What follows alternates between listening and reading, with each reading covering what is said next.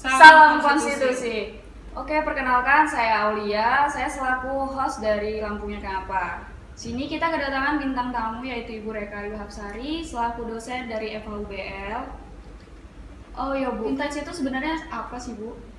Mungkin Ibu bisa sih ngejelasin kayak mana sih sebenarnya vintage itu apa gitu.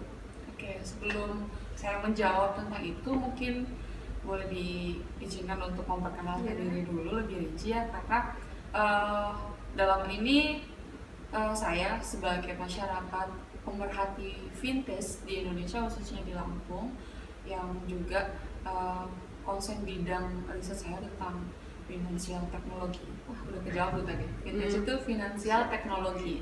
Nah, vintage ini adalah gabungan dari satu tadi bidang jasa keuangan yang di-touch atau yang disentuh dengan teknologi atau dikemas dalam bentuk teknologi, atau kita sebut sebagai innovation disruption, jadi lompatan inovasi.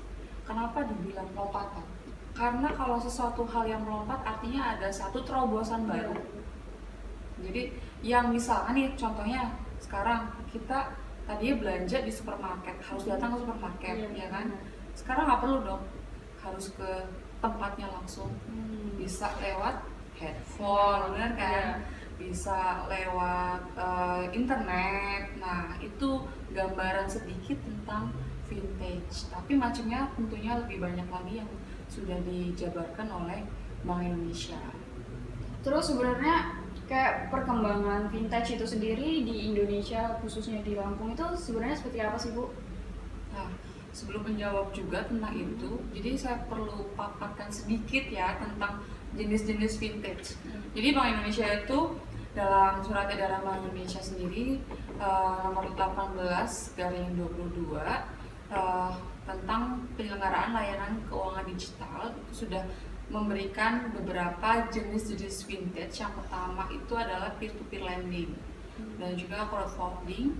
Yang di sini contohnya nih kayak misalkan tahu Kredivo, lalu Tunaiku, OVO, OVO itu nanti masuknya di payment gateway.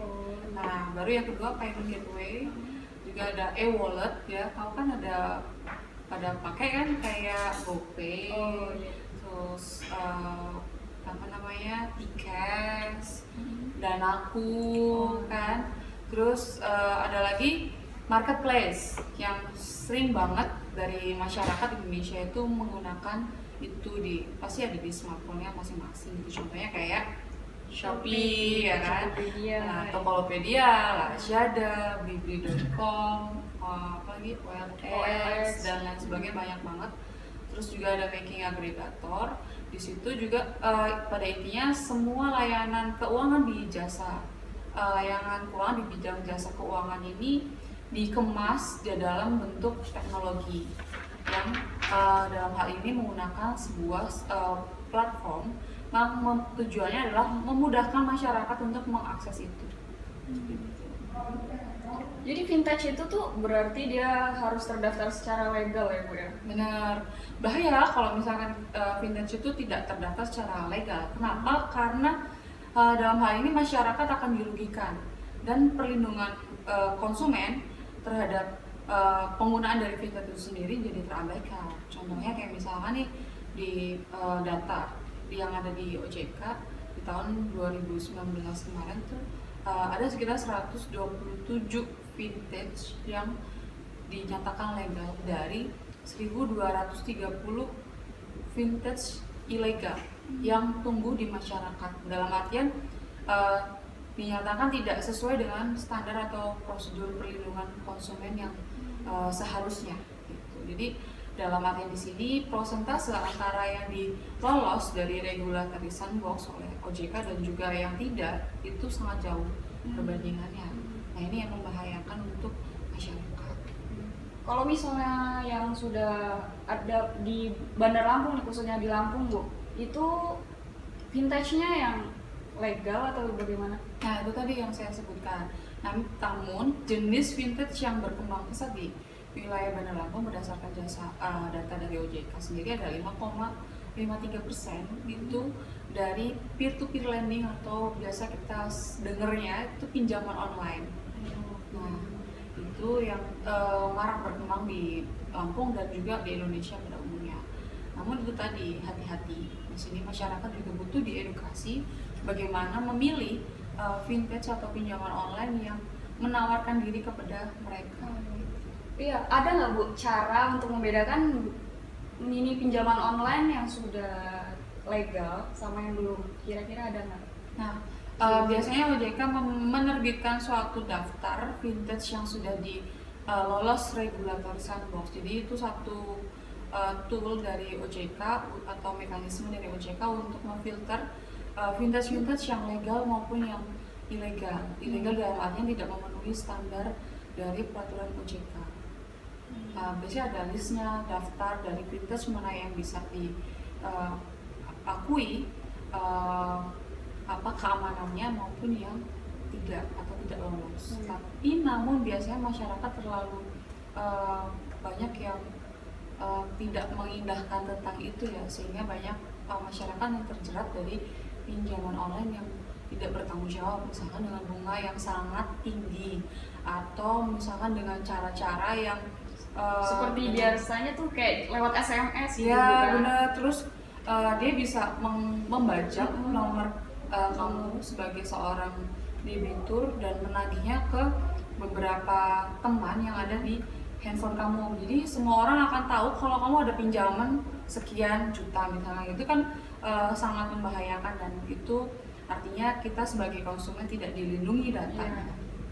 Berarti kalau kayak gitu juga kita sebagai konsumen yang sudah dirugikan juga nggak bisa lapor ya Bu, atau gimana? Bisa, bagus, itu pertanyaan bagus ya. Jadi bagaimanakah tindakannya ketika kita dalam hal ini merasa dirugikan terhadap si vintage tersebut. Jadi biasanya kalau untuk adanya aduan terkait dengan vintage ilegal, itu di websitenya OJK itu sudah membuka layanan 24 jam.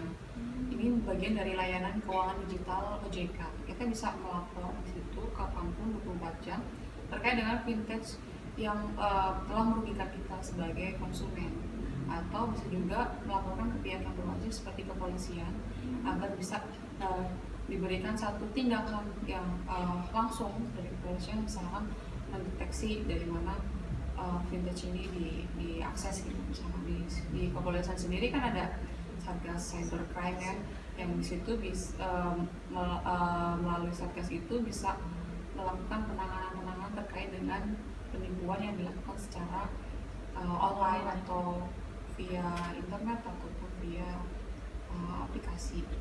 Biasanya kalau kayak gitu tuh dia cuman untuk orang-orang tertentu atau bisa ke perusahaan besar Bu? Kalau misalnya yang kayak penipuan melalui SMS kayak gitu.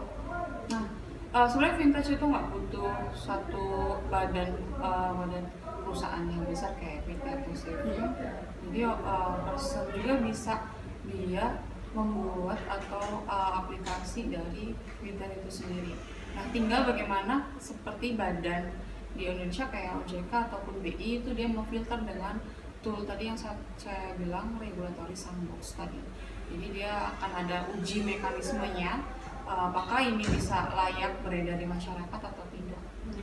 Kalau misalnya penanganannya sendiri untuk di Lampung tuh seperti apa Bu? Nah, kasus-kasus kalau perkembangannya berapa data yang didapat, sepertinya kita harus melakukan riset lebih lanjut ke beberapa badan yang berwenang, yang misalkan ke kepolisian atau ke OJK. Bagaimana kita melihat angka atau persentase adanya kasus-kasus yang ilegal dari vintage ini sendiri. Kita harus ada risetnya secara lebih lanjut. Sebenarnya kalau kasus kayak gini pernah ada nggak sih Bu yang kayak terungkap banget pelakunya gitu? Pastinya ada. Skripsi dari mahasiswa Fakultas Hukum ini up to date ya, apalagi tentang fintech itu banyak sekali yang mereka bahas tentang pelaporan-pelaporan terkait dengan vintage ilegal. Nanti biasanya kita dari skripsi yang sudah kita kerjakan oleh mahasiswa di Fakultas Hukum itu biasanya mereka pelorkan menjadi jurnal akademisi yang mereka publish di beberapa jurnal yang ada di Indonesia. Oh ya Bu, kira-kira ada nggak sih saran atau tips buat masyarakat biar bisa terhindar gitu dari penyalahgunaan vintage ini? Oke, mungkin yang pertama adalah edukasi masyarakat yang harus dibangun di Provinsi Lampung terkait dengan adanya vintage, penggunaan vintage bagi masyarakat. Nah, misalkan kayak masyarakat tuh harus tahu nih list atau data mana vintage yang dipercaya, yang legal, atau mana yang ilegal, biar mereka tidak tertipu oleh para pihak-pihak yang nanti bertanggung jawab. Yang kedua, mungkin adanya pendampingan dari badan-badan terkait, misalkan OJK ataupun kepolisian, yang di sini mendampingi masyarakat untuk bisa mengetahui atau juga apabila terjadi kasus bisa mendapatkan pelayanan secara cepat atau pengaduan secara cepat dari lembaga yang berwenang tersebut. Jadi kita selaku konsumen kita juga merasa akan terlindungi dari badan-badan yang ada di Provinsi Lampung. Oke Bu, makasih atas materinya buat hari ini. Makasih juga udah mau ngobrol-ngobrol sama kita di acara Lampunya Kenapa. Oke, sekian dulu untuk acara kita hari ini. Salam Salam konstitusi.